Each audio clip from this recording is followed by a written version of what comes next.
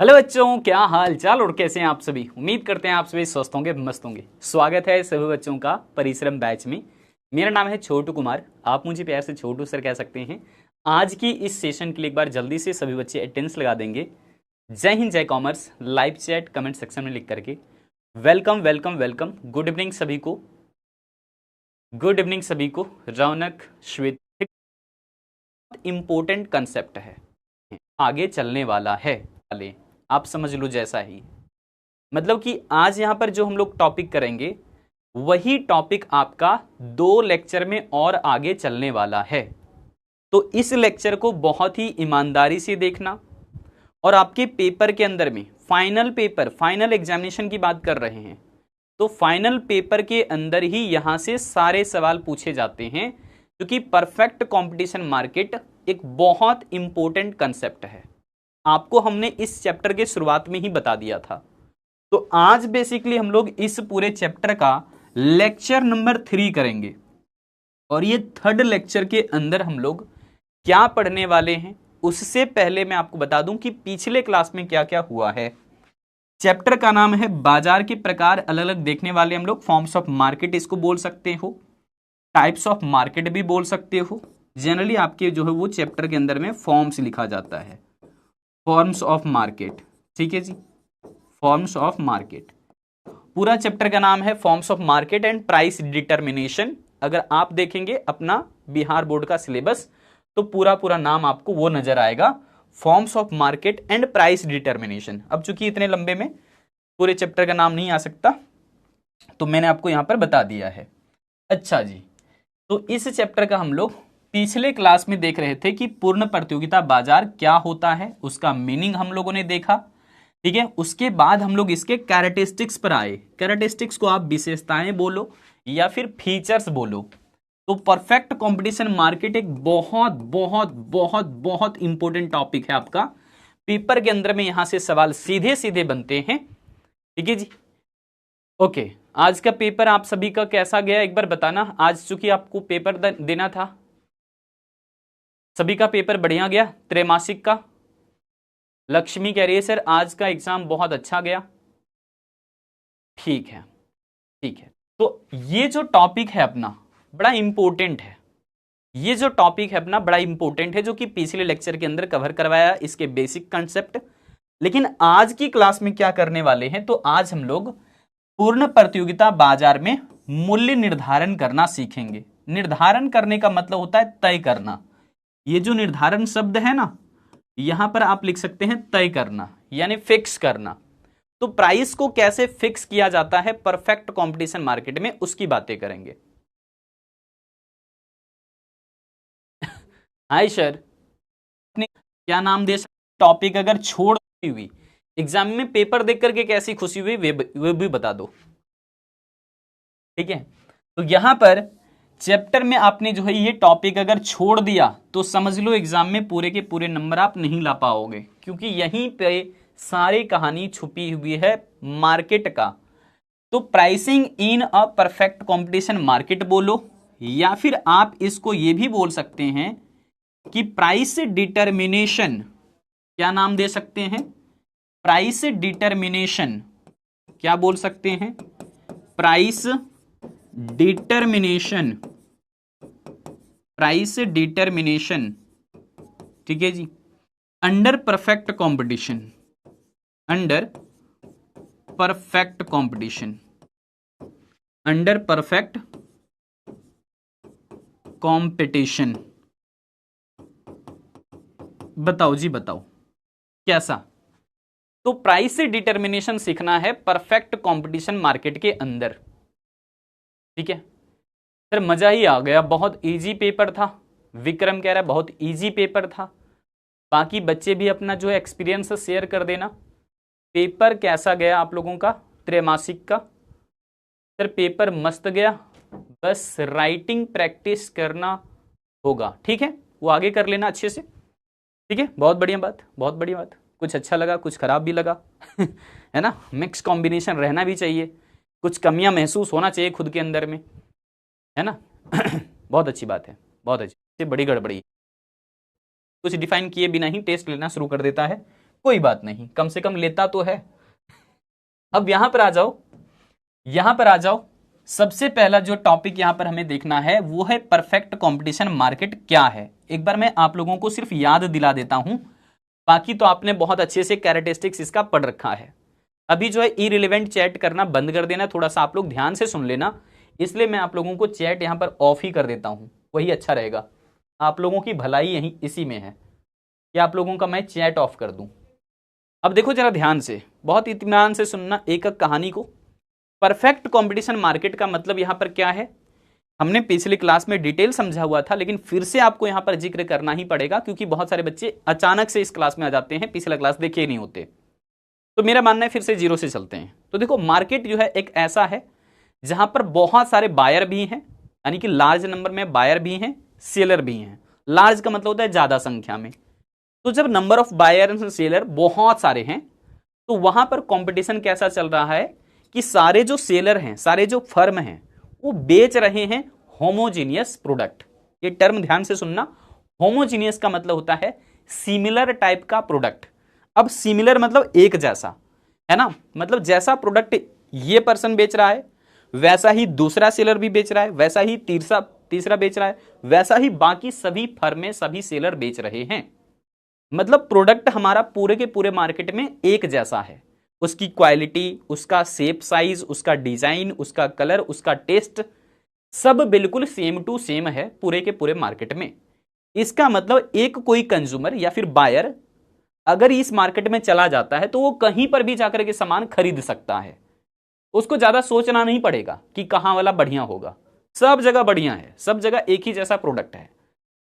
दूसरी चीज कि अगर सिमिलर टाइप का प्रोडक्ट है इस मार्केट में, तो यहां होमोजीनियस प्रोडक्ट या सिमिलर प्रोडक्ट होने की वजह से आइडेंटिकल प्राइस पाए जाते हैं। यानी कि आइडेंटिकल का मतलब है प्राइस भी एक ही जैसा रहता है पूरे के पूरे बाजार में। यानी कि मान लो ये एक प्रोडक्ट है परफेक्ट कंपटीशन में, जो 10 रुपए का एक सेलर बेच रहा है। एक सेलर क्या कह रहा है कि भैया हम इसको 10 रुपए में बेच रहे हैं, तो बाकी सेलर के पास भी ऐसा ही प्रोडक्ट है और बाकी सेलर भी उसी 10 रुपए प्राइस पर बेच रहे हैं। तो बायर तो कहीं भी खरीद सकता है, उसके लिए कोई ऐसा ऑप्शन तो नहीं है कि यहां नहीं खरीदते हैं वहां खरीद लेते हैं, वहां नहीं ये वाला बढ़िया, ऐसा तो करने की जरूरत नहीं है आपको। तो परफेक्ट कंपटीशन मार्केट की यही सारी विशेषताएं आपको ध्यान रखनी है, जो कि 3 कैरेक्टरिस्टिक्स सबसे जबरदस्त हैं। पहला कैरेक्टरिस्टिक्स आपको यह ध्यान रखना है कि परफेक्ट कंपटीशन में लार्ज नंबर में बायर एंड सेलर होते हैं। ठीक है जी, मार्केट में तो बायर और सेलर होगा ही, लेकिन सिर्फ बोल दो उसके पहले large number of buyers and sellers, यानी कि क्रेताओं और विक्रेताओं दोनों की संख्या बहुत ज्यादा है। दूसरा, पूरे के पूरे मार्केट में होमोजीनियस प्रोडक्ट हैं, यानी कि समरूप वस्तुएं हैं, एक समान वस्तुएं हैं। और तीसरा कैरेक्टरिस्टिक्स कि वस्तुएं समान होने के कारण ही पूरे बाजार में एक जैसा प्राइस पाया जा रहा है। आप जल्दी से एक बार कमेंट करके सभी बच्चे बताएंगे क्या ये बातें आप लोगों को अच्छे से समझ में आ गया है। नारायण, अब बाजार जिसमें कैरेक्टरिस्टिक्स 3 बताए हैं वो सबसे ज्यादा इंपॉर्टेंट है आपको आज की क्लास समझने के लिए, 3 ज्यादा इंपॉर्टेंट है। तो चलिए वहीं से शुरुआत करें कि वह बाजार जिसमें क्रेताओं एवं विक्रेताओं दोनों की संख्या अधिक होती है, ज्यादा नंबर में बायर एंड सेलर दोनों हैं, सभी विक्रेता के पास यहां पर समरूप वस्तुएं हैं। इसमें बाजार में बहुत सारे अगर क्रेता और विक्रेता है ना, तो ध्यान रखना कि कोई भी क्रेता या फिर कोई भी विक्रेता वस्तु के मूल्य को प्रभावित नहीं कर सकता है। वस्तु के दाम को चाह करके भी कोई सस्ता में नहीं बेच सकता है, चाह करके भी कोई महंगा में नहीं बेच सकता है। ठीक है जी, तो वही कह रहा है कि कोई भी क्रेता यानी कि कोई भी बायर एंड कोई भी सेलर प्रोडक्ट के प्राइस को इन्फ्लुएंस नहीं कर सकता, कम ज्यादा नहीं कर सकता। ठीक है, यतः पूरे बाजार में समरूप वस्तु होने से ही एक समान कीमत पाया जाता है। पूरे के पूरे मार्केट में सेम प्रोडक्ट के लिए सेम प्राइस। तो वही 3 कैरेक्टरिस्टिक्स से हमने डेफिनेशन तैयार किया है कि दोनों यानी कि बायर सेलर, बायर का मतलब क्रेता, सेलर का मतलब विक्रेता, तो बायर और सेलर दोनों की संख्या यहां पर बहुत सारी है, अधिक नंबर में बायर एंड सेलर दोनों हैं। अब सभी जो विक्रेता हैं वो समरूप वस्तुएं बेच रहे हैं, पूरे के पूरे मार्केट में एक जैसा सामान है, और एक जैसा सामान होने के कारण ही एक जैसा कीमत भी मार्केट के अंदर पाया जा रहा है। ठीक है जी। नेक्स्ट हम लोग देखते हैं इसको इंग्लिश में। कह रहा कि a market in which there are a large number of both buyers and sellers. पहला कैरेक्टरिस्टिक्स क्लियर है सबको कि एक ऐसा मार्केट है in which there are a large number of buyers and sellers. ठीक है जी। And the goods of all the seller are identical. Identical की जगह पर आप होमोजीनियस भी लिख सकते हैं या फिर सिमिलर प्रोडक्ट भी लिख सकते हैं। ठीक है, आप अपने हिसाब से देख लेना। तो यहां पर हम कह सकते हैं कि पूरे के पूरे मार्केट में एक जैसा यहां पर प्रोडक्ट है। देखो ज्यादातर जो यूज किया जाता है वर्ड ना, वो होता है होमोजीनियस। तो मैं काम करता हूं, आइडेंटिकल की जगह पर हम होमोजीनियस ही लिख देते हैं। होमो का मतलब होता है एक समान। ठीक है, होमो कि कोई भी एक सेलर, कोई भी एक बायर, कोई भी एक सेलर प्रोडक्ट के प्राइस को इन्फ्लुएंस नहीं कर सकता, मतलब घटा बढ़ा नहीं सकता। Therefore due to the presence of homogeneous goods, क्या कह रहा है कि मार्केट में कैसा प्रोडक्ट है, होमोजीनियस है थ्रू आउट द मार्केट, पूरे मार्केट में कैसा है, होमोजीनियस प्रोडक्ट। और इसी वजह से प्राइस कैसा है पूरे मार्केट के अंदर देखें तो यूनिफॉर्म प्राइस है। यूनिफॉर्म का मतलब होता है एक जैसा प्राइस। यूनिफॉर्म का मतलब होता है एक जैसा प्राइस, पूरे के पूरे मार्केट में सेम प्राइस है। क्या है, पूरे मार्केट में सेम प्राइस है, एक जैसा प्राइस है। यहां पर मैं दोबारा से आप लोगों को पूछ रहा हूं, इसमें से किसी भी बच्चे को कोई डाउट है, कोई दिक्कत है, परेशानी है? नहीं है तो वो भी बताओ, है तो वो भी बताओ। है इकॉन का भी बहुत बढ़िया, बहुत बढ़िया, सभी बच्चों को क्लियर है, कोई डाउट नहीं है। नेक्स्ट अब हम लोग यहां पर आते हैं, एक बहुत ही अच्छा स्टेटमेंट आप लोगों को सुनने को मिलेगा अभी। बहुत जबरदस्त स्टेटमेंट दिया है और उनका नाम आप लोग पहले से ही जानते हैं। नाम है उनका अल्फ्रेड मार्शल। क्या नाम है? अल्फ्रेड मार्शल नाम है। ये भाई साहब एक किताब लिखे हुए, पता है ना इनका बुक, इनका बुक का नाम जरा चैट में लिखिए आप लोग, बुक का नाम लिखिए जरा चैट में। इनका बुक एक था जो कि 1890 में पब्लिश हुआ था, 1890 ईस्वी में छप गया था इनका किताब। किताब का नाम लिखिए जरा चैट में सभी बच्चे एक बार, चैट में सभी बच्चे एक बार लिखो जरा। तो किताब का नाम था प्रिंसिपल्स ऑफ इकोनॉमिक्स। क्या नाम था? Principles of economics. क्या नाम था? Principles of economics. और ये जो इनकी किताब है ना, ये जो इनकी किताब है ना 1890 में छपा है। इसी किताब के अंदर में अल्फ्रेड मार्शल समझाते हैं कि देखो भैया, जो प्रोडक्ट का दाम है, जो किसी प्रोडक्ट की प्राइस है, वो केवल डिमांड के भरोसे नहीं हो सकता तय। यानी कि कोई खरीदने वाला आदमी है, सामान खरीदने वाला, और वो कह रहा है हमको सस्ता में दे दो, तो क्या दे दोगे? क्या सेलर अपना प्रॉफिट नहीं देखेगा? ये कहते हैं भाई साहब, सेलर अपना प्रॉफिट जरूर देखेगा और बायर जो है अपना सेटिस्फैक्शन देखेगा। बायर को क्या चाहिए? सेटिस्फैक्शन। कंज्यूमर को क्या चाहिए? सेटिस्फैक्शन। ठीक है, कंज्यूमर बोलो बायर बोलो, सेम बातें हैं यहां पर। अब जो सेलर है वो तो अपना प्राइस के हिसाब से प्रॉफिट अपना देखेगा कि प्रॉफिट हमको हो रहा है कि नहीं हो रहा है। आप जैसे कोई सामान खरीदने जाते हैं मार्केट में, तो उससे जो मर मुलाई करना शुरू कर देते हैं, भैया इतना दाम थोड़े देंगे, जो आप बोले वही दाम दे देंगे, कुछ तो सस्ता कर दीजिए। तो वो कुछ अपने हिसाब से डाउन करता है, फिर आप कहते हैं ना ना ना ये भी ठीक नहीं है, और देखिए थोड़ा कोशिश करिए आपकी तरफ से और कुछ हो जाए। तो पहले हम लोग जो है सेलर के हिसाब से प्राइस उसको डाउन करवा देते हैं, उसके बाद बोलते हैं ना आपका बात ना मेरा बात, चलिए 10 रुपया और डिस्काउंट करिए। समझ गए क्या? तो यहां पर दरअसल डिमांड एंड सप्लाई दोनों का कंसेप्ट आएगा, और वही बात समझाते हैं अल्फ्रेड मार्शल साहब प्रिंसिपल्स ऑफ इकोनॉमिक्स बुक के अंदर में, कि देखिए प्राइस जो हमारा है किसी भी प्रोडक्ट का, वो ना तो केवल मांग के हिसाब से होगा, मांग के हिसाब से केवल डिटरमाइन नहीं होगा। वही कह रहा है मूल्य ना तो मांग के द्वारा निर्धारित होती है और ना ही पूर्ति के द्वारा। बल्कि मांग और पूर्ति दोनों की सापेक्षिक शक्तियों के द्वारा ही मूल्य का निर्धारण होगा। यानी कि ये कहते हैं कि देखिए केवल डिमांड के भरोसे प्राइस डिटरमाइन नहीं होगा। केवल हमारा जो प्राइस है वो डिमांड के भरोसे नहीं हो सकता, केवल सप्लाई के भरोसे भी नहीं हो सकता, क्योंकि सप्लाई करने वाला तो ज्यादा से ज्यादा प्राइस चाहेगा। तो क्या ज्यादा प्राइस हम दे देंगे? हम खरीदने वाले इंसान हैं तो ज्यादा प्राइस तो हम नहीं देंगे, हम तो चाहेंगे कि सस्ता में मिल जाए। तो ये कहते हैं कि देखिए केवल डिमांड के भरोसे प्राइस तय नहीं होगा, केवल सप्लाई के भरोसे प्राइस तय नहीं होगा, बल्कि डिमांड एंड सप्लाई यानी कि मांग और पूर्ति दोनों को साथ में ले लीजिए तो उसको बोलते हैं सापेक्षिक शक्तियां, रिलेटिव फोर्सेस। ये मार्केट के फोर्स कहलाते हैं, ताकत कहलाते हैं। मार्केट के अंदर दो ताकतें हैं, दो शक्तियां होती है मार्केट का, demand and supply. Demand and supply क्या है? मार्केट फोर्सेस हैं। ये क्या है?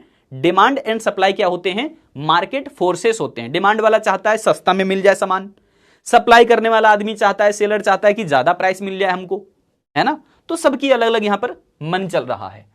तो प्रोफेसर अल्फ्रेड मार्शल साहब ये समझाते हैं अपनी किताब प्रिंसिपल्स ऑफ इकोनॉमिक्स के अंदर में कि देखिए price is determine neither by demand, कह रहे हैं कि डिमांड से तय नहीं होगा, नॉर बाय सप्लाई यानी कि सप्लाई से भी केवल तय नहीं होगा, but by the relative forces of demand and supply, कि दोनों को एक साथ में ले लो, दोनों को यहां पर मोल भाव करने दो।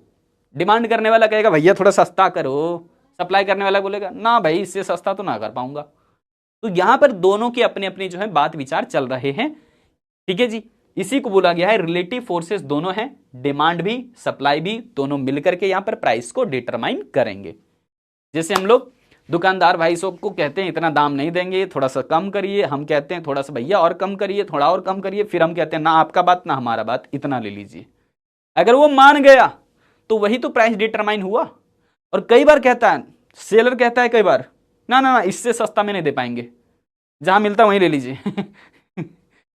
तो समझ जाइए कि वो और नहीं घटने वाला है प्राइस, आपको ही उनका बात मानना पड़ेगा। फिर कहते हैं ठीक है भैया बड़ा जिद्दी आदमी है, कभी सस्ता नहीं करते हैं, ये लीजिए दाम। समझ गए क्या नहीं? तो यहां पर या तो आप उनका बात मान जाइए या फिर हम उनको बात मनवाएंगे। यही होता है। तो यहां रिलेटिव फोर्सेस दोनों चल रहे हैं, डिमांड भी सप्लाई भी, डिमांड भी सप्लाई भी, दोनों जाकर के आपस में जब बात बनती है तभी प्राइस फिक्स होता है। क्लियर है क्या बताओ? क्लियर है क्या बताओ? तो प्राइस बिल्कुल ठीक ठाक हो गया, बिल्कुल फिक्स हो गया, किसकी हेल्प से? By the demand and supply forces. क्या सभी बच्चों को क्लियर है ये बताओ? रवि कह रहा है ना, लड़का से बार्गेनिंग नहीं होता। बात सही कह रहा है, अच्छे कंज्यूमर जो है सिर्फ महिलाएं होती है, ये मैं नहीं कह रहा हूं। आज आप लोग कहोगे सर आप पुरुष समाज होकर के आप महिला पक्ष में वोट दे रहे हो, तो आज मैं इस वजह से कह रहा हूं क्योंकि ये हमारा स्टैटिस्टिक्स का डेटा कहता है कि महिलाएं अच्छे कंज्यूमर की पहचान है, क्योंकि वो लोग जो हो 2000 का कोई प्रोडक्ट 200 रुपए में खरीद के आ जाती हैं। हाँ भैया ये तो बिल्कुल सस्ता करिए थोड़ा ही, हाँ ये तो देखते हैं हम, ऐसा ऐसा सामान बहुत मिलता है वहां। अरे नहीं जाते हैं तो क्या लगता है आपको? अब नहीं दीजिएगा जीबे करेंगे। इतना धमकी मिलता भाई साहब दुकानदारों को, लास्ट में दुकानदार समझ जाता है कि अगर ये दीदी भाग के गई तो इनसे जुड़ी हुई कई सारे जो कस्टमर इनकी है ना दोस्त यार हैं उनको भी नहीं आने देंगी। मोहल्ले वाली जो भाभियां हैं या दीदी लोग हैं या जो भी है, जेठानी है, देवरानी है, किन्हीं को भी आने नहीं देगी, सबको मना कर देगी। तो लास्ट में यही सोचते हैं वो दुकानदार भाई साहब, दे ही देते हैं डिस्काउंट मार के, है ना, कौन सा अपना नुकसान हो रहा है, थोड़ा सा प्रॉफिट कम होगा और क्या। तो सोचिए 2000 का सामान 200 रुपए में खरीद के आ जाती है दीदी लोग, है ना, मम्मी लोग। तो यही है भाई साहब, है ना। कई बार तो सब्जियों के मूल्य कम करवा के देखने लगती है, भैया ये मिर्च कैसे दिए? 100 रुपये किलो। 100 रुपये? अब सोना खाने लगे क्या हम लोग? अरे मिर्च है भैया, मिर्च 40 की लगा लो। फिर कहती मम्मी ना ना ना, नहीं बात मानोगे तो कोई बात नहीं, दूसरे के पास ले लेंगे वहां। चलिए, तो अच्छे कंज्यूमर जो वो सिर्फ महिलाएं होती है, पुरुष नहीं होता। ये मैं नहीं कह रहा, स्टैटिस्टिक्स का डेटा कह रहा है, ठीक है जी। आगे आइए, अब देखते हैं दोनों फोर्सेस का यहां पर बात। रिलेटिव फोर्सेस में दोनों आ जाएगा, डिमांड एंड सप्लाई दोनों एक साथ में। देखो डिमांड करने वाले का जो है यहां पर जिक्र कैसा होता है। डिमांड करने वाला चाहता है भैया सस्ते में मिल जाए, तो देखोगे जरा कैसे हो रहा है। कह रहे हैं कि 2 रुपीज जब प्राइस रहेगा ना पर यूनिट के हिसाब से 2 रुपया लगेगा अगर, तो डिमांड करने वाला कह रहा है कि हाँ 2 रुपए के हिसाब से मिलेगा तो 500 का ही खरीद लेंगे, उसमें क्या है, पैसे की कमी थोड़ी है, सस्ता में मिल भी रहा है। तो 2 रुपए के हिसाब से हम 500 यूनिट खरीद लेंगे। और अगर 4 रुपए के हिसाब से मिला तो कहा कि दाम बढ़ गया ना तो थोड़ा कम खरीदेंगे कितना कम खरीदेंगे गारंटी नहीं, लेकिन थोड़ा सा कम खरीदेंगे। पहले 500 यूनिट सोचे थे, हो सकता है कि 500 यूनिट ना खरीद करके हम 480 यूनिट खरीदें, है ना, 470 यूनिट खरीदें, 450 यूनिट खरीदें, ऐसा हो सकता है। लेकिन पहले से डिमांड तो कम हो ही जाएगा क्योंकि दाम बढ़ गया है। फिर से देखें जरा इसका बिहेवियर, तो पता चल रहा है कि अगर प्राइस फिर से बढ़ गया तो ये डिमांड घटा देगा, क्या भैया महंगा हो गया, पहले की तुलना में महंगा हो जा रहा है तो इसको थोड़ा कम खरीदेंगे हम। फिर से देखिएगा यहां पर अगर प्राइस फिर बढ़ जाए तो फिर कहेगा और कम डिमांड करेंगे हम। फिर से प्राइस ज्यादा हो जाए फिर से कह रहा है हम और कम डिमांड करेंगे। तो इसके बिहेवियर यहां पर पता चल रहा है कि जैसे जैसे प्रोडक्ट का प्राइस बढ़ेगा, वस्तु का दाम बढ़ेगा, जो कंज्यूमर है या जो बायर है वो कहेगा भैया हम कम खरीदेंगे पहले की तुलना में। यह है आपका लॉ ऑफ डिमांड। ये क्या है आपका लॉ ऑफ डिमांड है, यही है मांग का नियम। आप लोग जो कि चैप्टर 2 के अंदर पढ़े हुए हो कि अगर किसी वस्तु का दाम बढ़ जाता है तो मांग घट जाती है, अगर किसी प्रोडक्ट के प्राइस इंक्रीज हो जाते हैं तो डिमांड डिक्रीज हो जाता है, अगर प्राइस इंक्रीज हो जाता है तो डिमांड डिक्रीज हो जाता है। यह बात आप लोगों ने लॉ ऑफ डिमांड के अंदर पढ़ा हुआ है, जल्दी से बता दो सर। आंसर में आप लोग नोट्स बनाओगे, ज्यादा बेचने का। नेक्स्ट देखेंगे जरा जो चीजें आपको एग्जाम में, हाँ ये सब लिखना है आपको, जितनी भी हमारे स्लाइड के अंदर में रहता है ना वो कंप्लीट बातें आपको एग्जाम में लिखना ही होता है, तभी लिखा हुआ रहता है। जो चीजें आपको एग्जाम में नहीं लिखना वो तो मैं लिखता ही नहीं फिर यहाँ पे, ठीक है। तो हमारे स्लाइड का कंप्लीट आप लोग नोट्स बनाओगे, ठीक है जी। नेक्स्ट देखेंगे जरा, अब सप्लाई करने वाला का बिहेवियर देखते हैं। डिमांड करने वाला का तो बिहेवियर पता चल गया हमको, तो वो भूल जाइए अभी थोड़े समय के लिए। अब सप्लाई वाला देखते हैं। सप्लाई करने वाला हमेशा सेलर चाहता है ज्यादा से ज्यादा दाम हमको मिलेगा तो ज्यादा सप्लाई करेंगे, ज्यादा बेचने का मन करेगा, उसको ज्यादा दाम मिलेगा ज्यादा बेचने का मन करेगा, स्वाभाविक सी बात है, बेचने वाले का यही हालत होता है।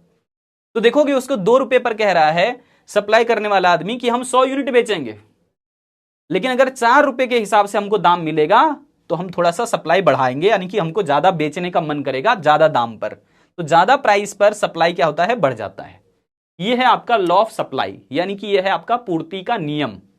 पूर्ति का नियम यह कहता है कि मूल्य के बढ़ जाने से सेलर अपने प्रोडक्ट की सप्लाई को बढ़ा देता है, यानी कि प्राइस इंक्रीज हुआ तो सप्लाई भी इंक्रीज हो जाएगा, प्राइस यहां पर इंक्रीज हुआ तो सप्लाई भी क्या होगा, इंक्रीज हो जाएगा। जल्दी से एक बार सभी बच्चे बता दो, क्या आपको ये लॉ ऑफ सप्लाई भी समझ में आ गया? सेम पैटर्न आगे फॉलो होता है, प्राइस इंक्रीज होने पर सप्लाई फिर से बढ़ जाएगा, प्राइस इंक्रीज होने पर सप्लाई फिर से बढ़ जाएगा, प्राइस इंक्रीज होने पर सप्लाई फिर से बढ़ जाएगा। आप लोगों ने यहां पर एक चीज तो बहुत अच्छे से नोटिस कर लिया होगा कि ये जो डिमांड एंड सप्लाई है ये एक दूसरे के ऑपोजिट चल रहे हैं। ये एक दूसरे के कैसे चल रहे हैं, ऑपोजिट, एक दूसरे के कैसे चल रहे हैं, विपरीत दिशा में चल रहे हैं। एक तो जो है प्राइस बढ़ने की वजह से डिमांड घट जा रहा है, दूसरा प्राइस बढ़ने से सप्लाई बढ़ जा रहा है। तो एक दूसरे के ऑपोजिट ये चल रहे हैं डिमांड एंड सप्लाई। तो स्वाभाविक सी बात है अगर एक दूसरे से ऑपोजिट चल रहे हैं तो कहीं ना कहीं एक दूसरे को क्रॉस भी करेंगे, कहीं ना कहीं एक दूसरे को क्या करेंगे, क्रॉस भी करेंगे। समझ पा रहे हो ना? तो यहां पर वही बात हमें पता करना है कि दोनों की दोनों बातें कहां आपस में बराबर हुई। तो अगर देखोगे ध्यान से तो 6 रुपए प्राइस यहां पर डिटरमाइन होगा, क्योंकि 6 रुपए प्राइस पर डिमांड करने वाला आदमी चाहता है कि हम 300 इकाई मार्केट से जाकर के डिमांड कर लें, और सप्लाई करने वाला भी क्या चाहता है कि 6 रुपए के हिसाब से हम 300 यूनिट मार्केट में बेच दें। लो जी लो, दोनों की बात बराबर हो गई। ये 300 यूनिट खरीदना चाहते हैं और ये 300 यूनिट बेचना चाहते हैं। किस प्राइस पर? 6 रुपए पर। तो 6 रुपया ही यहां पर क्या बनेगा, हमारा प्राइस डिटरमाइन होगा, प्राइस फिक्स हो गया 6 रुपये। मार्केट में प्राइस कितना फिक्स हो गया है? 6 रुपया पर यूनिट के हिसाब से। डिमांड करने वाला 300 यूनिट डिमांड करना चाहता है और सप्लाई करने वाला भी 6 रुपए के हिसाब से सप्लाई करने के लिए तैयार है। वो कह रहा है ठीक है भैया, हम 300 इकाई बेच देंगे 6 रुपए के हिसाब से, 6 रुपए के हिसाब से हम 300 इकाई बेच देंगे। वो कह रहा है ठीक है, तो 6 रुपए के हिसाब से हम 300 इकाई खरीद भी लेंगे। मतलब दोनों की बातें क्या हो गई? आपस में बराबर हो गई। जल्दी से बता दो, जल्दी से बता दो, क्या ये बातें समझ में आ गई है? जल्दी से बता दो, क्या ये बातें समझ में आ गई है सभी बच्चों को? डिमांड, तो डिमांड पता। चलिए अब आते हैं हम लोग यहां पर कंडीशन चेक करते हैं। कंडीशन हमारा क्या है? कंडीशन नंबर 1 कि जब हम देखते हैं 2 रुपए पर डिमांड, तो डिमांड पता चल रहा है 500 यूनिट है, सप्लाई हमारा केवल 100 यूनिट है। ज्यादा क्या है? ज्यादा है डिमांड करना, तो डिमांड के साइड में आप मुंह बड़ा कर दीजिए, मुंह ज्यादा बड़ा कर दीजिए, यानी कि मुंह खोल दीजिए इस प्रकार से। यहां लिख देना डिमांड और डिमांड के साइड में मुंह खोल दिए। और सप्लाई तो केवल 100 यूनिट है, तो सप्लाई इधर लिख दो, यानी कि सप्लाई कम है, डिमांड ज्यादा है। तो डिमांड ज्यादा है तो डिमांड के साइड में मुंह खोल दिए। तो यही आपकी कंडीशन यहां पर नोट हो रहा है। फिर देखेंगे जरा, फिर से डिमांड है 400 यूनिट, सप्लाई है 200 यूनिट, यानी कि अभी भी डिमांड क्या है? ज्यादा है, सप्लाई कम है।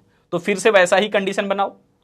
ये दोनों के दोनों अलग अलग लिखने की जरूरत नहीं है, दोनों को हटा करके केवल एक बार भी लिख सकते हो कि यहां पर ऐसे आप कर देना। मैं दिखा दूं जरा, यहां पर आप ऐसे भी करके इन दोनों को हटा देना, केवल एक ही बार लिख देना डिमांड, तब भी ठीक है। ठीक है, आपकी मर्जी, आपकी इच्छा है। नहीं तो आप अलग अलग लाइन में है तो अलग अलग भी दिखा सकते हो कि डिमांड ज्यादा है तो डिमांड के साइड में ज्यादा रखा खोल करके, और फिर सप्लाई कम है, देखो यहां पर सप्लाई कम है। फिर से वैसा ही सिचुएशन, डिमांड ज्यादा सप्लाई कम, तो डिमांड ज्यादा सप्लाई कम। लेकिन नेक्स्ट टाइम में क्या है? डिमांड एंड सप्लाई दोनों की बातें बराबर है, तो यहां पर दोनों क्वांटिटी बराबर हो गया ना, डिमांड भी सप्लाई भी, तो दोनों को यहां पर इक्वल कर दीजिए। यही हमारा इक्विलिब्रियम का कंडीशन है। इक्विलिब्रियम का कंडीशन यही है, जैसे कि अल्फ्रेड मार्शल ने डेफिनेशन में बोला कि प्राइस ना केवल डिमांड से तय होगा, प्राइस ना केवल सप्लाई से तय होगा, बल्कि प्राइस डिमांड एंड सप्लाई दोनों के रिलेटिव फोर्सेस से तय होंगे। तो यही है दोनों के रिलेटिव फोर्सेस, जिससे कि प्राइस डिटरमाइन हो चुका है 6 रुपया पर यूनिट के हिसाब से। 6 रुपया पर यूनिट यहां पर फिक्स हो गया है। अब यहां पर जो बाकी आप देखेंगे डिमांड, तो यहां पर डिमांड है 200 यूनिट और सप्लाई कितनी है? 400 यूनिट, यानी कि अब डिमांड कम हो गया और सप्लाई ज्यादा। तो यहां पर देखोगे हमने एरो पलट दिया है, अब सप्लाई के साइड में मुंह ज्यादा खोल दिया है, क्योंकि सप्लाई ज्यादा है 400 यूनिट है और डिमांड मात्र 200 यूनिट है। तो वैसे सिचुएशन में हमने यहां पर सप्लाई के साइड में मुंह खोल दिया इसका। क्लियर है ना बातें? नेक्स्ट टाइम भी वैसा ही हुआ, डिमांड जो है मात्र 100 यूनिट और सप्लाई कितनी है? 500 यूनिट। तो यहां पर हमने जो है सप्लाई की साइड में मुंह खोल दिया। क्या ये बातें क्लियर हैं? तो बेसिकली हमें क्या करना है, यहां पर law of demand and law of supply दोनों को एक साथ में लेकर के चलना होता है। कहीं ना कहीं आपको थ्योरेटिकली ऐसा समझाना है कि दोनों डिमांड एंड सप्लाई बराबर हो जाएं, बस उसके सामने जो प्राइस होगा यही है fix price under perfect competition market, कि दाम तय हो गया। अब हमें चलना है डायग्रामेटिकली, डायग्रामेटिकली चलना है। यहां से सभी बच्चों के यहां पर डाउट है? सर मेरे डाउट है अंकित का, ये नहीं करता ने बोल दिया है, तो मैं जो पढ़ा रहा हूं उस तुम्हारे लिए यहां पर एक एक इंसान जो तुमसे वादा करता है उसको निभाता है, उसको पता है कि हमने क्या बात किए हैं बच्चों से। तो उसकी चिंता मत किया करना, पढ़ाई पर फोकस किया करो। नेक्स्ट आते हैं यहां पर, रिलेवेंट कोई डाउट यहां पर है तो पूछ लेना आप लोग। फिलहाल यहां पर एक्स एक्सिस ले लीजिए एंड फिर वाई एक्सिस ले लीजिए। अब देखिए जरा ध्यान से, यहां पर प्राइस आपको सेट करना है वाई एक्सिस के ऊपर, यानी कि वस्तु का मूल्य। ठीक है, वाई एक्सिस पर हमेशा रहेगा, हमेशा। अब कोई बच्चा पूछ देता है क्या सर एक्स एक्सिस में रख सकते हैं प्राइस? तो नहीं रख सकते भाई साहब, नहीं रख सकते, बिल्कुल मना है, आप ऐसा समझ लो। अब इन्होंने कैसे हमने क्या तय किया है? नहीं, अल्फ्रेड मार्शल का ही कहना था कि प्राइस हम लोग वाई एक्सिस पर रखेंगे, तो रखेंगे, बस बात खत्म। अब तुम एक्स एक्सिस पर रख सकते हो, तुम्हारा मर्जी, लेकिन एग्जामिनर हो सकता है उसको समझ में नहीं आया तो तुम्हारा नंबर काट देगा। समझ पाए? तो अल्फ्रेड मार्शल ने बोल दिया है तो मतलब बोल दिया है, उसको कोई चेंज आज तक नहीं कर सका है। ठीक है, तो आप इसको भी चेंज मत करिए। तो यहां पर हमने ले लिया है डिमांड, यानी कि मांग। जो मांग की मात्रा है आप उसे कंप्लीट भी लिख सकते हैं मांग की मात्रा, या फिर केवल मांग लिख दीजिएगा, तब भी कोई दिक्कत नहीं होगा। प्राइस में हम जो है 2-2 की गैप से लिए हुए सब में, जल्दी से डायग्राम बनाने के लिए तो आप वैसा ही ले लेना। गैप यहां पर 2-2 का, 4-4 का, 6-6 का, 10-10 का कुछ भी रख सकते हो, 5-5 का गैप भी रख सकते हो, कोई दिक्कत नहीं होती है। तो हमने 2-2 के अंतराल से जो है प्राइस सेट कर लिया है। ध्यान रखना जितना गैप 0 से 2 का है उतना ही गैप 2 से 4, उतना ही गैप 4 से 6, उतना ही 6 से 8, 6 से 8 के बाद 8 से 10, सब में गैप क्या रखना है, सेम टू सेम। इधर हमारा जो है केवल डिमांड नहीं होगा, सप्लाई भी होगा, है ना। तो एक काम करते हैं, नीचे थोड़ा लिखते हैं, इधर जो है थोड़ा सा नीचे लिख देते हैं, डिमांड एंड सप्लाई, क्योंकि दोनों चीजें रहेगा। तो लिख दीजिए यहां पर मांग एवं पूर्ति। अब यहां पर 100 के हिसाब से सेट करना है, 100, 200, 300, 400 और यहां पर आ गया फिर 500। क्या इतनी सी बातें क्लियर हैं? क्या इतनी सी बातें क्लियर हैं सभी को? क्या इतनी सी बातें क्लियर हैं सभी को? अब यहां पर मिलाना शुरू कर दीजिए। पहले डिमांड की बातें कर लो। 2 रुपए प्राइस पर 500 इकाई डिमांड है। 2 रुपए प्राइस, 500 इकाई डिमांड, ठीक है ना। 4 रुपए प्राइस पर 400 यूनिट, 4 रुपए प्राइस है, 400 यूनिट डिमांड है। 4 रुपए प्राइस पर 400 यूनिट डिमांड, ठीक है ना। नेक्स्ट 6 रुपए प्राइस पर 300 यूनिट डिमांड, 6 रुपए प्राइस है, 300 यूनिट डिमांड है। 6 रुपए प्राइस पर 300 यूनिट डिमांड, सही है।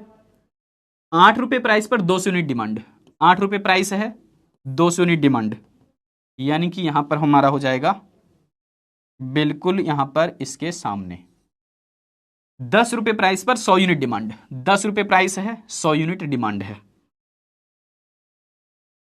ठीक है। अब थोड़ा बहुत डॉटेड पॉइंट हमारा इधर उधर होगा, चूंकि स्केल से हमने नहीं किया है, लेकिन ये पूरा का पूरा लाइन हमारा इस प्रकार से जाएगा, ठीक है। अब जो भी पॉइंट इधर उधर गए हैं थोड़ा सा इसको मिला लेते हैं सही ढंग से।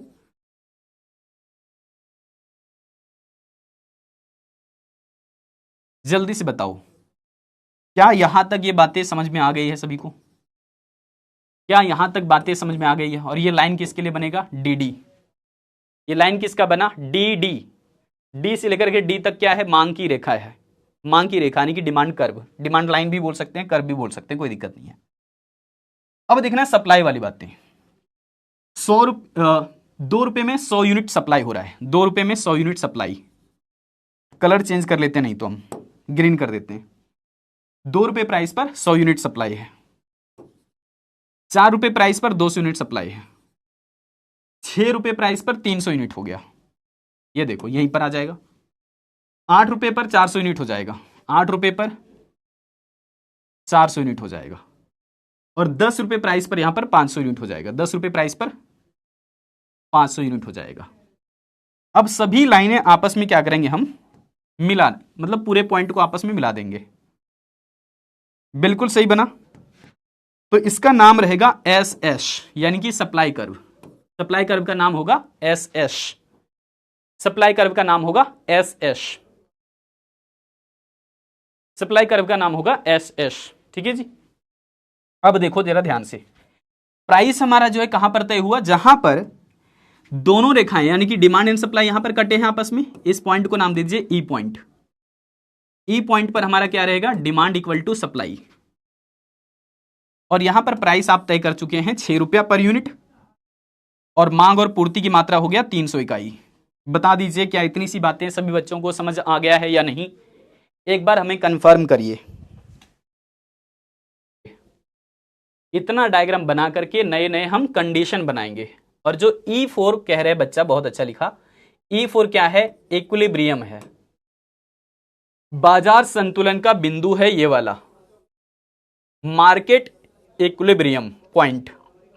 यही पॉइंट है ई पॉइंट, इसको बोलेंगे मार्केट इक्विलिब्रियम पॉइंट, बाजार संतुलन का बिंदु। ठीक है सपना, क्रिश, सचिन, ठीक है जी। जल्दी से बताइए सभी बच्चे एक बार। Rohit, Avinash, Amit. Sir E4 equilibrium नाम है। ई आप लिखिए, बी लिखिए, सी लिखिए, डी लिखिए, उससे कोई फर्क नहीं। डी हमने पहले ही लिख दिया है। तो आप कोई भी पॉइंट दे दीजिए, ई देते हैं तो नाम अच्छा लगता है, ई फॉर इक्विलिब्रियम बोल देते हैं डायरेक्ट, तो अच्छा रहता है, समझने में अच्छा लगता है। ई फॉर इक्विलिब्रियम बोल दो, ई फॉर इक्विलिब्रियम यानी कि संतुलन, ई फॉर क्या है, इक्विलिब्रियम, इसको बोलेंगे मार्केट इक्विलिब्रियम पॉइंट। आगे बताएंगे, अभी नहीं। रिधिमा धीरे धीरे क्लास हमें मत करिए, ठीक है।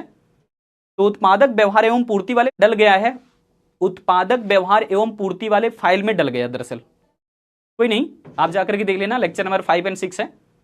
तो उत्पादक व्यवहार एवं पूर्ति वाले फाइल में डल गया है इलास्टिसिटी वाला बाय मिस्टेक, लेकिन हाँ जाकर के देख लीजिए, 5 लेक्चर नंबर है एंड 6, तो वहां से आपकी जो है इलास्टिसिटी ऑफ डिमांड क्लियर हो जाएंगे। नॉमरिकल भी हमने बहुत अच्छे से बता रखे हैं, ठीक है। माइक्रो खत्म हो जाएगा लगभग आपके इसी मंथ खत्म हो जाएगा, इसी मंथ के 4-5 चूंकि क्लासेस होंगी, ज़्यादा क्लासेस होंगी नहीं, अभी क्लासेस थोड़ी धीरे धीरे चल रही है, बहुत स्पीड में अचानक से दे देंगे तो आप लोगों के ऊपर में बर्डन हो जाएगा, नोट सारा बना नहीं पाओगे, इसलिए क्लासेस अभी थोड़ी स्लो कर दी गई है, ठीक है। क्योंकि आप लोगों की चिंता हमें बहुत होती है, टीम इसी चीज़ पर जो है बार बार रिसर्च करके बताती रहती है कि अभी बच्चों के लिए क्या बेस्ट होगा, तो आप लोगों के लिए जो बेस्ट होगा उसी के ऊपर हम लोग काम करेंगे। आपके लिए कोई भी चीज़ नुकसान देगा तो हम लोग कभी नहीं कर सकते, आपके लिए जो फायदे की चीज़ होगा तुम्हारे ना चाहते हुए भी करेंगे, कहेंगे आ जाओ 8 घंटे का सेशन है अप्लाई कहाँ रखे गए, तो द हमें लिखना पड़ता है, मैं दिखा देता हूं आप लोगों को, एक एक बात समझिए ध्यान से। सबसे पहले आप एक्सप्लेनेशन कैसे करेंगे, एक्सप्लेनेशन में आपको लिखना होगा कि द डायग्राम क्लियरली शोज, यानी कि जो डायग्राम है बहुत स्पष्ट दिखा रहा है, दैट यानी कि की, दैट का मतलब की, तो the diagram clearly shows that the quantities demanded and supplied are plotted on the X axis, कि डिमांड और सप्लाई कहां रखे गए हैं, ऑन द एक्स एक्सिस। अगर आप भूल जाते हो एक्स एक्सिस वाई एक्सिस क्या है ना, तो आप यहां पर नोट भी कह सकते हो, इससे कंफ्यूजन और खत्म हो जाएगा फिर आपका। बहुत सारे बच्चों को एक्स वाई नहीं समझ में आता तो लिख दिया हमने, तो यहां पर हमने जो है बता दिया कि the diagram clearly shows that the quantities demanded and supplied are plotted on the X axis. Clear है ना इतनी सी बात। And the price of the commodity is plotted on the Y axis, यहां तक कर लोगे क्या कि प्राइस हमारा कहां है, वाई एक्सिस के ऊपर में है, एंड डिमांड एंड सप्लाई दोनों जो है एक्स एक्सिस के ऊपर में है। The demand line D D and supply line S S intersect, intersect का मतलब होता है काटना, एक दूसरे को प्रतिच्छेद करना, ठीक है, एक दूसरे को जहां पर मिल रहा है उसी पॉइंट को हम लोग ई पॉइंट बोल रहे थे ना, तो वही इंटरसेक्ट पॉइंट कहलाएगा। तो यहां पर बोला था demand line D D and supply line S S intersect at point E where both the quantity demanded and the quantity supplied of a good are equal. कह रहा है कि उसी पॉइंट पर यानी कि ई पॉइंट पर डिमांड एंड सप्लाई दोनों क्या हो गए हैं, इक्वल हो गए हैं। इसी चीज को हमने यहां पर दिखा दिया था कि ई पॉइंट के ऊपर में डिमांड इक्वल टू सप्लाई हो गया है, वही कंडीशन तो यहां पर बता रहे थे हम लोग, ठीक है जी। डिमांड भी 300 यूनिट, सप्लाई भी 300 यूनिट हो रहा है, पता चल गया। डायग्राम इज कॉल्ड, है ना, और sorry point E in the diagram, कि जो ई पॉइंट है वो हमारा क्या बना, वो हमारा कौन सा पॉइंट बना, आप लोग अभी पूछ रहे थे ना, तो उसको हम लोग बोल देंगे the market equilibrium point. E point का नाम है मार्केट इक्विलिब्रियम पॉइंट, यानी कि बाजार संतुलन का बिंदु, मार्केट इक्विलिब्रियम पॉइंट है E4, ठीक है। अब देखेंगे जो हमारा क्वांटिटी था ना, असल में वो है 0 से लेकर के 300 यूनिट तक। अगर उसे हम लोग डायग्रामेटिकली एक्सप्लेन करते हैं ना तो 300 नहीं बोलते हैं, दरअसल O से लेकर के Q बोल सकते हैं, यहां पर Q लिख दो, Q का मतलब क्वांटिटी। अब क्वांटिटी डिमांड का भी उतना ही है, सप्लाई का भी उतना ही है, तो O से लेकर के Q तब बोल देंगे, हमारा क्या बना, OQ हमारा क्या बना बताइए, OQ is called market equilibrium quantity. Market equilibrium क्या बना, क्वांटिटी। एंड प्राइस के अंदर में जब जाएंगे तो यहां पर 0 से लेकर के 6 तक हमारा प्राइस तय हुआ था, यानी कि 6 रुपए प्राइस तय हुआ था।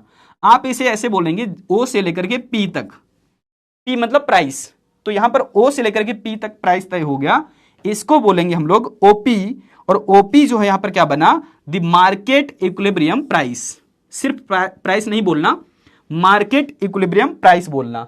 तो इसका मतलब इक्विलिब्रियम करके हमारी जो है 3 अलग बातें आई। पहली चीज आया कि ई पॉइंट को हम लोग बोलेंगे मार्केट इक्विलिब्रियम पॉइंट और उसी पॉइंट पर चूंकि डिमांड सप्लाई दोनों बराबर हैं, तो हमारी जो है मार्केट इक्विलिब्रियम क्वांटिटी कितना बना, OQ, प्राइस कितना बना, OP, OP को क्या बोलेंगे, मार्केट इक्विलिब्रियम प्राइस। तो उम्मीद है सभी बच्चों को यहां पर अच्छे से हर एक बात समझ में आ गया होगा, क्योंकि जिस तरीके से हमने एक्सप्लेनेशन दिया है वो हमारा डायग्राम में कहीं ना कहीं दिखाया जा रहा है हर एक बात को, और उतना ही एक्सप्लेन करना है जितना कि मैंने अभी आपको डिटेल अच्छे से समझाया है। ठीक है जी, अटपटांग कुछ नहीं लिखना होता है, ध्यान रखिएगा। सबसे पहले बताना होता है कि एक्स एक्सिस में क्या है, फिर बताना है कि वाई एक्सिस में क्या है, फिर बताना होता है कि आपने जो है दोनों डी और एस को कहां पर काटते हुए देखा, ई पॉइंट पर। ई पॉइंट पर पहले क्वांटिटी बताइए, OQ है मार्केट इक्विलिब्रियम क्वांटिटी, OP बताइए मार्केट इक्विलिब्रियम प्राइस। बस बात खत्म, बस बात खत्म। तो यहां पर हम लोग एक्सप्लेन हिंदी में भी कर लेते हैं कि रेखा चित्र से स्पष्ट है कि मांग तथा पूर्ति की मात्रा एक्स अक्ष पर और वस्तु का मूल्य वाई अक्ष पर दिखलाया गया है।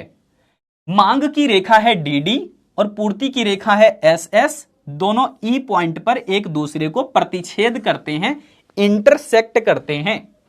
जहां वस्तु की मांग और पूर्ति दोनों की मात्रा एक दूसरे के बराबर हो जाती है, इसलिए रेखा चित्र की जो बिंदु E है उसको हम लोग बोलेंगे बाजार संतुलन का बिंदु, और उसी बिंदु पर मांग और पूर्ति दोनों क्या हैं, बराबर हैं। तो वही कह रहा है OQ हमारा बन गया बाजार संतुलन की मात्रा और OP हमारा बन गया बाजार संतुलन का मूल्य। तो आई होप कि आप सभी बच्चों को यहां पर बहुत अच्छे से यह भी बात स्पष्ट हो गया कि आखिर में हमें एग्जाम में कैसे क्या लिखना होता है। डिमांड एंड सप्लाई का एक्सप्लेनेशन बहुत ताबड़तोड़ तरीके से जैसा चाहिए वैसा आप लोगों को दे दिया है। अब आप लोग बताइए कैसा लगा, जल्दी से बताओ, जल्दी से बताओ, जल्दी से बताओ कैसा लगा आज का क्लास। चूंकि आज की लेक्चर में अगर आपने थोड़ी सी भी गड़बड़ी करी कहीं, तो स्वाभाविक सी बात है नेक्स्ट क्लास जो कल का होगा, जो नेक्स्ट क्लास होगी डायग्रामेटिक होगा, नहीं समझ पाओगे, क्योंकि आगे पूरा का पूरा सिर्फ डायग्रामेटिक है, कहीं थ्योरी यूज नहीं करेंगे हम। ठीक है जी, पूरा का पूरा डायग्रामेटिक होगा। बहुत बढ़िया लगा, सुपर क्लियर हो गया, मस्त, दोनों इक्वल हो जाएगा, मूल्य क्लियर है। ओके जी, चलो तो डायग्रामेटिक टॉपिक यहां पर एक हो गए हैं बहुत अच्छे से समाप्त। लेकिन कई बार क्या होता है ना, छोटे छोटे छोटे छोटे डेफिनेशन पूछ लेता है, तो वो छोटे छोटे डेफिनेशन हमने यहां पर नोट कर रखा है जो कि अगली क्लास के अंदर में आएगा। ठीक है, तो यहीं पर हमने नोट कर रखा है, यहीं पर आप लोग जो है नोट कर लेना। मूल्य यहां पर संतुलन मूल्य बता दिया, वो मूल्य होता है जिस पर की मांग और पूर्ति दोनों बराबर हो जाती है, उसको क्या बोलेंगे हम लोग, संतुलन का मूल्य। संतुलन मूल्य क्या हुआ, जहां पर डिमांड और सप्लाई दोनों बराबर हैं, उसी को संतुलन मूल्य बोलेंगे। तो इसको अंग्रेजी में बोलते हैं इक्विलिब्रियम प्राइस। इक्विलिब्रियम प्राइस जो होता है इज दैट प्राइस या फिर is the price at which demand and supply both are equal to each other.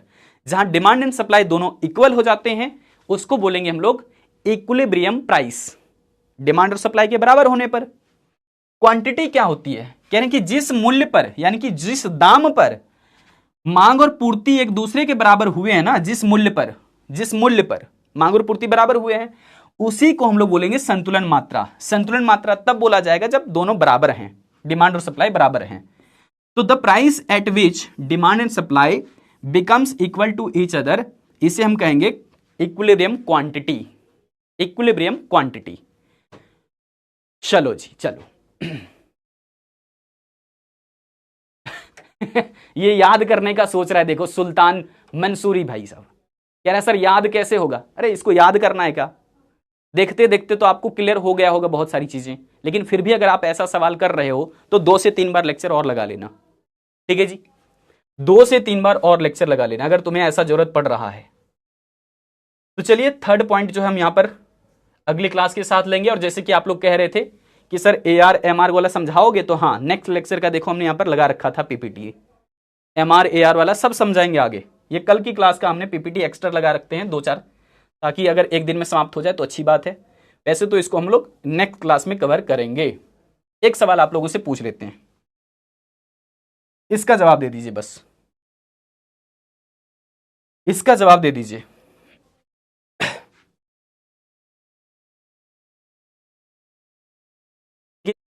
क्योंकि हमने जानबूझ के बना दोगे लेकिन तो यदि किसी वस्तु की मांग और पूर्ति, ठीक है जी, दोनों दिया हुआ है डी और एस, तो संतुलन की शर्त क्या है? संतुलन की शर्त क्या है? वैसे डायरेक्टली अगर शर्त देखा जाए तब तो आप लोग बना दोगे, लेकिन इसमें थोड़ा सा लॉजिकल हमने फिट किया है डेटा, इसमें फंसोगे, इसमें फंसोगे, स्वाभाविक सी बात है, क्योंकि हमने जानबूझ करके क्वेश्चन आपसे पूछा हुआ है। क्वेश्चन तो आंसर गलत करोगे, क्योंकि हमने लास्ट में ऑल ऑफ दिस का ऑप्शन दिया ही नहीं है, हमने लास्ट में दे दिया है इनमें से कोई नहीं। अब ध्यान से सुनो, इनमें से सभी के सभी जवाब बिल्कुल सही हैं। ठीक है, और ये जानबूझ करके किया था, आप लोग बुरा नहीं मानेंगे, ये जानबूझ करके इसलिए किया था क्योंकि हम लोगों ने डायरेक्टली देखा कि डिमांड और सप्लाई जहां दोनों बराबर हो जाते हैं उसी को हम लोग इक्विलिब्रियम का कंडीशन बोलते हैं। संतुलन की मात्रा, यहां पर डिमांड और सप्लाई दोनों बराबर हो रहा है, तो डायरेक्टली तो हमारा ये सही है जो हमने थ्योरी में पढ़ा। लेकिन मैथमेटिकल अप्रोच के साथ सोच करके देखिए कि अगर हमारा डिमांड मान लो 100 इकाई है, सप्लाई भी हमारा 100 इकाई है, अब दोनों को एक दूसरे में माइनस कर दें तो क्या बचेगा? 0 बचेगा। तो वही चीज यहां पर इक्वेशन 2 में बोला है कि demand minus supply is equal to 0। समझ गए? क्लियर है ये बातें? बताओ। तो मैथमेटिकली हमारा इसका मतलब ये भी सही है। फिर बात किया है दोनों का रेशियो। तो मान लो कि डिमांड अगर हमारा 100 इकाई है, सप्लाई भी हमारा 100 इकाई है, तो दोनों बात बराबर हो जाएगा, कट करके क्या आएगा? 1 आएगा। तो मतलब डिमांड और सप्लाई का रेशियो किया जाए तो क्या आएगा? वही आएगा। तो इसलिए हमारे यहां पर इनमें से कोई नहीं बल्कि यहां पर सभी के सभी ऑप्शन आएंगे, सभी सही है। समझ आया क्या? बताओ जरा, समझ आया क्या? ठीक है जी, बहुत बढ़िया। 82% बच्चे सही थे, यानी कि ऑप्शन ए में गए थे, सही था आप लोग। डायरेक्टली वाले बात बिल्कुल बिल्कुल सही थे, लेकिन यहां पर ध्यान रखना ऑल ऑफ दिस का आंसर हो जाएगा। ठीक है, इनमें से सभी के सभी बात बिल्कुल सही होंगे। जल्दी से आप लोग बता दो कैसा लगा ये हमारा मजाक। क्योंकि हमने जानबूझ कर कैसा किया था, तो इसीलिए इस सवाल को पूछे। बाकी हमने बहुत सारे एमसीक्यूज लगा के रखे थे, 3-4 जो यहाँ पर एमसीक्यूज हैं। एक आप लोगों को यहाँ पर एक और जवाब मैं जान ही लेता हूँ, रुको। एक और सवाल मुझे मिल गया, धाकड़ लेवल का क्वेश्चन ये भी है। लंबा तो डिफिनेशन देखने में लग रहा है, लेकिन यह स्टेटमेंट किन्होंने दिया था कि मूल्य ना तो मांग के द्वारा निर्धारित होता है ना ही पूर्ति के द्वारा, बल्कि मांग और पूर्ति दोनों की सापेक्षिक शक्तियों द्वारा मूल्य निर्धारित होता है। यह कथन किसकी है? Price is determined neither by demand nor by supply but by the by the relative forces of both demand and supply. Who said this? ये लाइन किसने बोला है? चलो अब मजाक नहीं करेंगे, अब सीरियस में आ जाओ। कुमकुम कह रही है सर ये तो चैट हो गया। चीटिंग हो गया। अच्छा ठीक है। एक ही चीटिंग किया, आगे नहीं कर। तो मूल्य ना तो मांग के द्वारा निर्धारित होता है ना ही पूर्ति के द्वारा, बल्कि दोनों की सापेक्षिक शक्तियों द्वारा निर्धारित होता है। ये किसने बोला था? Who said this? Price is determined neither by demand nor by supply but by relative forces of demand and supply. Who said this? किसने बोला ये बात? तो अल्फ्रेड मार्शल ने बोला है। कौन सी बुक में बोला है? तो प्रिंसिपल्स ऑफ इकोनॉमिक्स एक बुक है, 1890 में पब्लिश हुआ है, वही वाली बुक यहां पर ध्यान रखना है आपको। बहुत बढ़िया। सो आज की क्लास में रखेंगे इतना ही। Thank you so much. एक होमवर्क आप लोगों को देख करके जा रहे हैं, बहुत तगड़े लेवल का है, बहुत तगड़े लेवल का। पढ़ाया तो आप लोगों को डायग्रामेटिक और थ्योरी बेस, लेकिन सवाल पूछ रहा हूं नॉमरिकल। इसका जवाब मैं मांगूंगा अगली क्लास में, देने के लिए तैयार रहना। जो बच्चे इस सवाल को बना लेंगे उसको हम जो वो उसके नाम लेकर के यहां पर एक गाना डेडिकेटेड कर देंगे आप लोगों के लिए नेक्स्ट क्लास में। ठीक है, तो इस सवाल का जवाब आप लोग जरूर देना। ये सवाल बहुत मजेदार सवाल है, जो कि शायद आप लोगों ने कहीं देखा नहीं होगा, लेकिन इस तरह का क्वेश्चन जो अगर मैं करवा देता हूं तो आप लोग पारंगत हो जाते हो हर तरीके से एमसीक्यूज वगैरह फाइट करने के लिए। बिल्कुल, तो यहां पर रखेंगे आज की क्लास में इतना ही। एक छोटा सा नॉमरिकल दिया है, बट सॉल्व जरूर करके देखना आप लोग, क्योंकि आप लोगों को इक्विलिब्रियम कंडीशन पता चल चुका है कि इक्विलिब्रियम कहां होता है, जहां डिमांड और सप्लाई दोनों बात बराबर हो। और हमें यहां पर डेटा में दोनों चीजें दे रखा है ना, डिमांड भी सप्लाई भी। तो आप लोग करके देखना सॉल्व।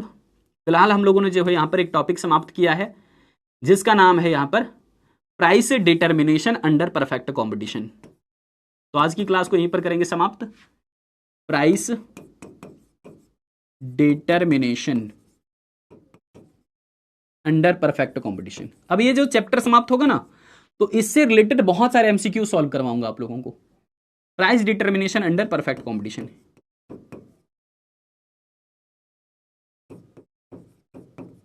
ठीक है। तो जब चैप्टर समाप्त होगा तो मैं आप लोगों को एक दिन पहले ही हिंट कर दूंगा कि एमसीक्यूज कब करने वाले हैं, तो आप लोग तैयार रहना एमसीक्यू सॉल्व वगैरह करने के लिए। फिलहाल अच्छे से नोट्स इसका बना लेना, जो कि पेपर में आते हैं डायरेक्ट क्वेश्चन, यहाँ से कोई दिक्कत परेशानी नहीं होगी। जिनको दिक्कत परेशानी होती है प्लीज़ आप लोग लाइव के बाद रिकॉर्डेड में भी जब टाइम मिलता है तो देखा करिएगा। नोट्स अच्छे से बनाइए, नोट्स में कोई कमी मत छोड़ना। जिस प्रकार से लॉन्ग नोट्स यहाँ पर दे रहा हूँ उस तरीके से आपको लिखना है, क्योंकि पेपर में आपको जाकर के लिखना है सारी बातें, हमें नहीं। इसलिए आप लोग तैयार होकर के जाइए, ठीक है जी। सर 5 होगा, नहीं नहीं अभी मत बताओ, नेक्स्ट क्लास में ही बताना। Bye everyone, bye bye, thank you so much. और आप लोगों की दुआ है कि भाई जल्दी ही रिकवरी कर लिया है ठीक ढंग से, बस थोड़ा सा चलने में भी असमर्थ हो रहा हूँ। जैसे ही पूरी तरीके से फिट हो जाऊंगा पूरे गमछे के साथ, वही स्टाइल वही तरीका जिस तरीके से आप लोग देखना पसंद करते हो उसी अंदाज में आएंगे वापस, ठीक है जी। शुक्रिया, आप लोगों ने काफ़ी सारी दुआएं भेजी थी हमें, है ना, काफ़ी सारी दुआएं भेजी। नहीं दिखते हैं भैया, यहाँ पर रिवेंट